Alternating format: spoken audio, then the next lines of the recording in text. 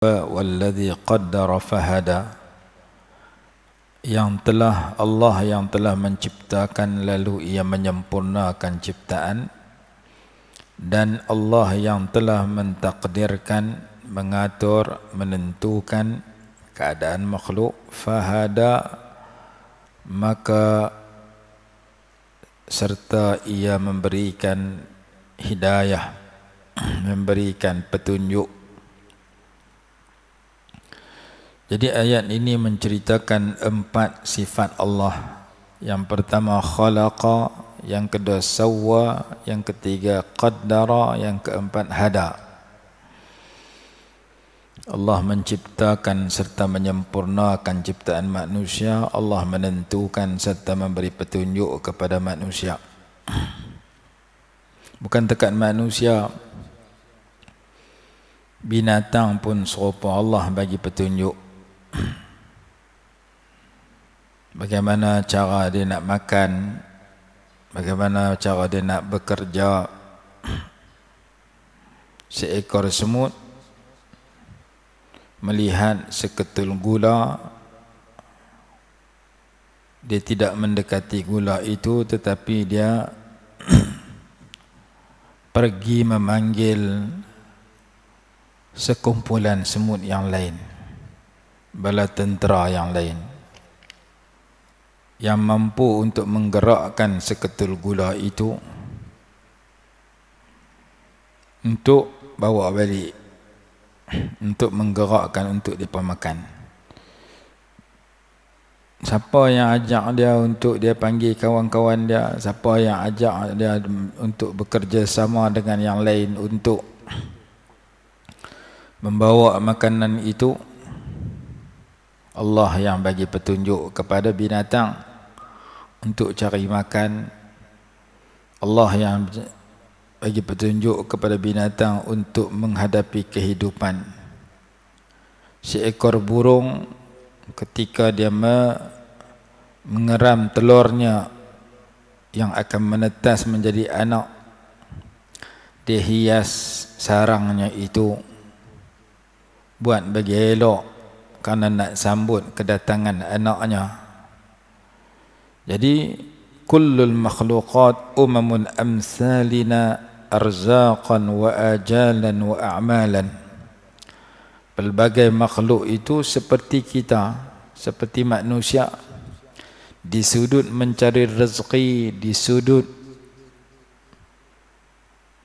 menunggu kedatangan ajal, di sudut bekerja mencari sumber kehidupan.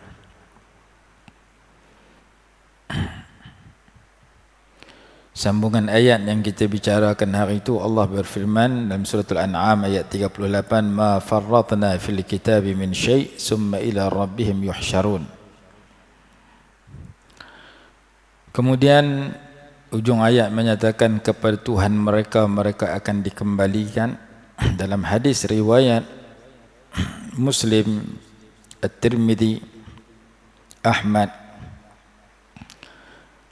la tu'addunna al-huquqa ila ahliha yawmal qiyamati hatta yuqada lisyatil jalha min asyatil qarna, atau kama qala, kamu perlu menunaikan hak kepada ahlinya pada hari kiamat sehingga dibalas akan unta yang tidak bertanduk daripada unta yang akan kambing yang tidak bertanduk daripada kambing yang bertanduk.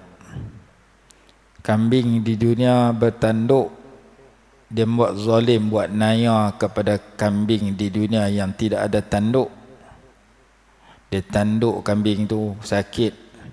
Akhirat esok kambing tu balas balik kepada kambing yang buat naya tadi. Manusia pun sama. Kita buat naya, hak orang curi, hak orang kutuk orang, fitnah orang. Akhirat esok kawan yang kena naya akan tuntut balik hak dia. Binatang apabila dituntut hak dia, kambing yang bertanduk, yang buat naya kepada kambing tidak bertanduk, akhirat esok kambing itu balas balik, kemudian yasiru ila turab, menjadi tanah. Tapi orang manusia dibalas. Tidak ada kematian setelah bertemu akhirat. Dalam kitab At-Tazkirah fi Ahwal Maut wa Umul Akhirah diriwayatkan hadis bahawasanya kematian itu diumpamakan seperti seekor binatang yang disembelih, dihapuskan dan diisytiharkan tidak ada kematian setelah ini, maka bergembiralah ahli syurga kerana menikmati nikmat yang tidak ada kesudahan, dan meraung dan menangislah ahli neraka kerana tidak ada kesudahan juga, kerana kematian sudah tidak ada selepas manusia bertemu akhirat. Manusia berjumpa kematian di dunia, apabila dan bertemu negeri pembalasan, mereka tidak akan dimatikan. La yamutu fiha wa la yahya. Orang masuk neraka tu la yamut, tak akan mati, wala yahya, dan tak akan hidup. Kalau hidup pun tak seperti mana hidup yang menyenangkan, hidup yang menyakitkan. Mati tak mati, hidup pun tak hidup, yakni duduk dalam sengsara. Nak kata mati, mereka dihidupkan, lepas disiksa. Dalam Quran kata kullama nadijat juluduhum baddalnahum juludan ghairaha liyadzuqul azab. Setiap kali kulit ahli neraka itu masak dibakar oleh api, kami tukar kulit yang lain untuk mereka terus menerus merasai siksa. Jadi hidup mati ini dari dunia lah ni. Akhirat esok mati dihapuskan. Orang yang masuk syurga gembiralah dalam syurga kerana tak akan mati dah. Orang masuk neraka wal-iyazubillah sebaliknya.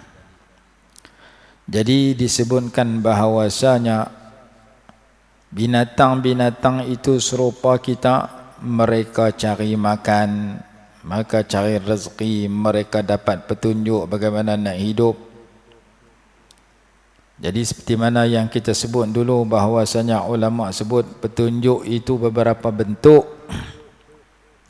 Yang pertama, petunjuk dalam bentuk bagaimana kita nak guna anggota kita bagi meneruskan kehidupan. Mata untuk melihat, telinga untuk mendengar, mulut untuk makan minum, mulut untuk bercakap. Kat kita ada, kat binatang pun ada. Ditanya kepada Nabi Musa dengan Nabi Harun, qala faman rabbukuma ya Musa, qala rabbuna alladhi a'ta kulla shay'in khalqahu summa hada. Qala man rabbukuma, ia berkata, siapakah Tuhan kamu berdua? Ya Musa, wahai Musa, wahai Nabi Harun. Qala rabbuna alladhi a'ta kulla shay'in. Nabi Musa menjawab, Tuhan kami ialah yang memberikan akan segala sesuatu itu akan rupa parasnya. Qala rabbuna alladhi a'ta kulla shay'in summa hada. Kemudian ia memberi hidayah, kemudian ia memberi petunjuk. Jadi ayat ni cerita suatu ditanya kepada Nabi Musa, Tuhan kamu berdua wahai Nabi Musa, Nabi Harun, seperti Tuhan kamu berdua? Maka dijawab, Tuhan kami ialah yang memberikan, yang menciptakan akan segala sesuatu. Rabbuna alladhi a'ta kulla syai'in khalqahu. Tuhan kami ialah Tuhan yang memberikan akan setiap sesuatu itu akan rupa parasnya. Summa hada, kemudian ia memberi petunjuk, memberi hidayah. menciptakan rupa manusia macam ni, rupa binatang macam ni, kemudian bagi petunjuk kepada binatang itu bagaimana ia nak menggunakan rupa paras dan anggota yang Allah berikan untuk dia mencapai tujuan dengan menggunakan fungsi dan tugas anggota itu. Mata untuk melihat, telinga untuk mendengar, kaki untuk berjalan, untuk berlari, untuk menendang musuh dan sebagainya. Jadi petunjuk ini petunjuk yang umum antara kita dengan binatang. Disebut oleh ulama tafsir sebagai al-hidayatul 'ammatul mushtarikatu bainal khalqi jami'a. Petunjuk yang meratai, yang umum, yang berkongsi antara segala makhluk. Qala, maka demikian juga firman Allah Ta'ala, walladzi qaddara fahada, dan Allah yang mentakdirkan, fahada, kemudian ia memberikan petunjuk. Ayat berapa ni? Ayat 49 dan 50 surah Taha.